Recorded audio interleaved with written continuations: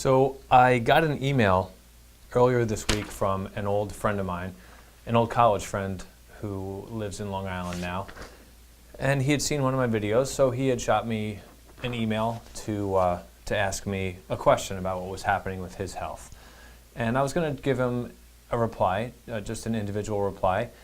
But I figured that I might as well answer this question on video and post it on my blog and Facebook so that other people that might be suffering with the same thing can get the same response that he would have gotten from me.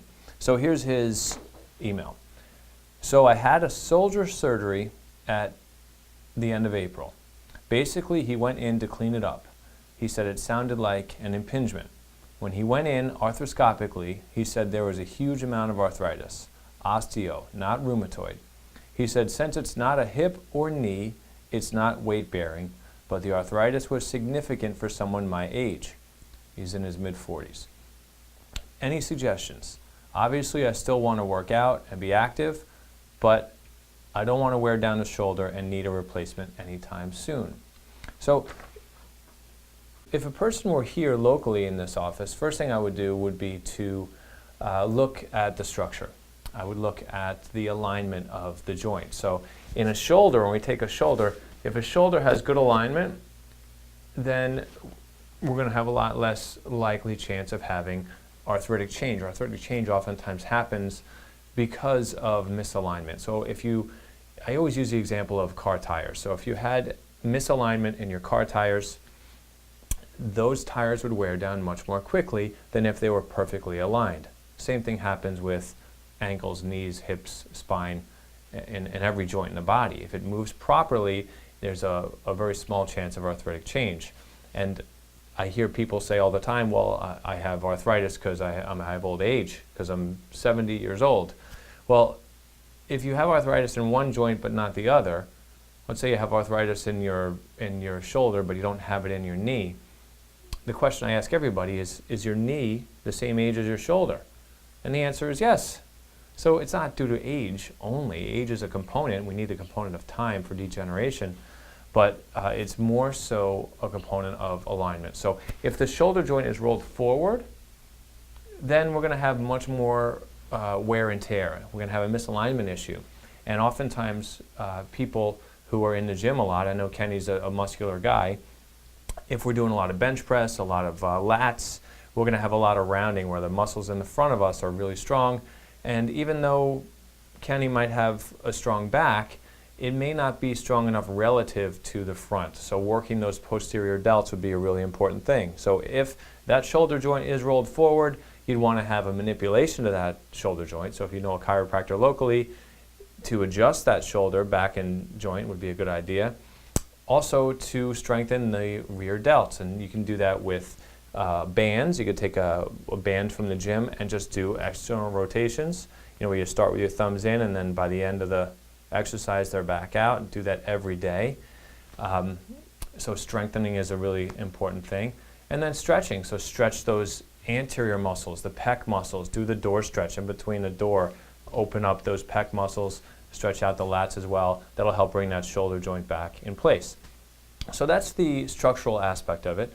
The dietary part of this, because there's a dietary part of all health, is the best advice I could give you would be to don't eat any sugar. Go low carb. So throw out the pastas and the bread and the French fries, and eat moderate protein, lots of vegetables, and lots of fat. Yes, I said fat. Eat lots of fat. Olive oil, coconut oil, throw out the vegetable oils, avocados. Eat as much fat as you can. Fat is actually good for you. That's the way we should be eating. So eat that way, throw out the sugar. If you are going to add extra fat into your diet, you definitely don't have sugar, because those two together don't work out well. And then as far as supplements are concerned, you want to have enough raw materials for that joint to repair itself. So raw materials would be things like glucosamine, chondroitin, MSM, the sulfur-containing products that will help give you those, the necessary materials to rebuild the joint. We also want to address inflammation, which is why we're throwing out sugar. But the things that could help with inflammation would be things like boswellia and turmeric, which is also known as curcumin. So adding those in supplement form would be helpful as well. And then lastly would be vitamins and minerals. So vitamins would have to be whole food vitamins, not synthetic vitamins, specifically in the form of Bs. The B vitamins are really the most important thing. So when we don't have enough B vitamins, that causes an increase in lactic acid buildup in the body, and that becomes toxic to the body, and we can have acidosis through our whole life and not even know it. That's been shown to contribute to arthritis or accelerate arthritis. So one of the most important things to do is to add B vitamins. I like to have those in whole food form, which oftentimes are done with glandulars. So a liver glandular would be something that would contain B vitamins. Nutritional yeast is another thing that controls, that has whole food B vitamins. And there's between 50 and 100 B vitamins. So it's not just the 9 B vitamins that you see on most B complex vitamins that are synthetic anyway, that don't really help you. And then manganese is a mineral that is really important for joint repair, and that would be something you would add in as well. And there's a few products that I like to use that I would recommend to you. 2 of them are from Standard Process. One of them is called Ligaplex 1, which is more for acute issues. So if you have a trauma, then you'd want to use Ligaplex 2. If it's more than 3 months old, which yours is, I would go with Ligaplex 2, and that contains all those things I just talked about in there, along with a company called Systemic Formulas has 2 products that I like to use. One is called JOT, and the other one is called KYRO. Both of those can have a lot of those anti-inflammatories, plus a lot of other herbs that have been shown to help people with arthritic changes. So do all those things. If you do all those things, then you'll have a lot better chance to slow down that arthritic change in your body. And if you can fix that alignment in addition with doing all those things, you'll be good to go. So I hope that this helps you. I hope it answers your question.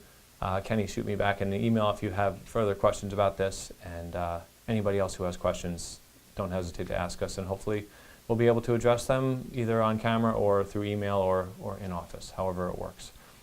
Thanks for watching.